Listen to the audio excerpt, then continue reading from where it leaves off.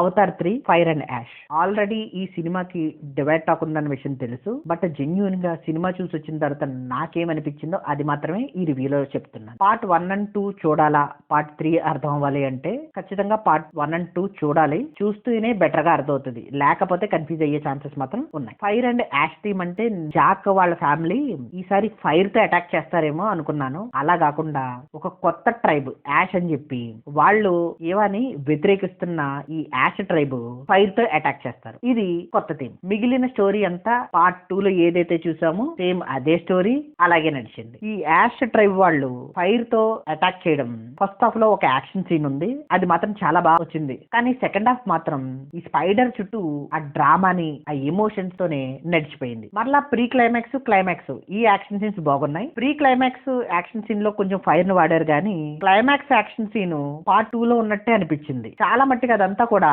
Water లోనే action scenes జరిగే తప్ప ఫైర్ మీడియాని పెద్దగా వాడలేదు. కొన్ని ఏరియాలో మాత్రమే వాడారు. నెక్స్ట్ సీక్వెల్ కి కంటిన్యూషన్ వదులుకున్నారు. పార్ట్ 1 and 2 లో జాక్ వాళ్ళ వైఫ్ ఎక్కువగా పార్టిసిపేట్ చేస్తే యుద్ధంలో ఈసారి వాళ్ళతో సమానంగా వాళ్ళ నెక్స్ట్ జనరేషన్ కిడ్స్ కూడా పార్టిసిపేట్ చేశారు. వీళ్ళతో పాటు మిగిలిన క్లైన్స్ కూడా వీళ్ళకి తోడై వచ్చారు. సో ఓవరాల్ గా సినిమా కంప్లీట్ అయ్యేటప్పటికి పార్ట్ 2 కన్నా నేను ఎక్కువ ఎక్స్పెక్ట్ చేస్తే అలా లేకుండా పార్ట్ 2 లో ఏదైతే ఉందో దాని కంటిన్యూషన్ గా అదే లెవెల్ ఆఫ్ టెక్నాలజీతో ఉంది. సౌండ్ సిస్టమ్ ఇంకొంచెం బెటర్ అయినట్టుగా అనిపించింది. 3D ఎఫెక్ట్స్ మాత్రం పార్ట్ 2 లో ఉన్న అదే 3D ఎఫెక్ట్స్ ఇక్కడ కూడా వాడారు. ఇక నెగిటివ్స్ విషయానికి వస్తే కొన్ని ఏరియాస్ మాత్రం క్లారిటీగా అనిపించలేదు. కమాండో వాళ్ళ కొడుకు స్పైడర్ తోనే ఒక సీన్ లో ఉంటాడు, కానీ అప్పుడు వదిలేసి స్పైడర్ కోసం మరలా అటాక్ చేసి మరీ తీసుకెళ్తాడు. ఎందుకో క్లారిటీ లేదు. స్పైడర్ ఈ పార్ట్ లో ఆక్సిజన్ మాస్క్ లేకుండా కూడా ఉండొచ్చు. అయినా కూడా అండర్ వాటర్ ఒక సీన్ లో మాస్క్ తోనే ఉంటాడు స్పైడర్. క్లైమాక్స్ లో ప్రెగ్నెంట్ లేడీ డెలివరీ అయిపోయిన తర్వాత కూడా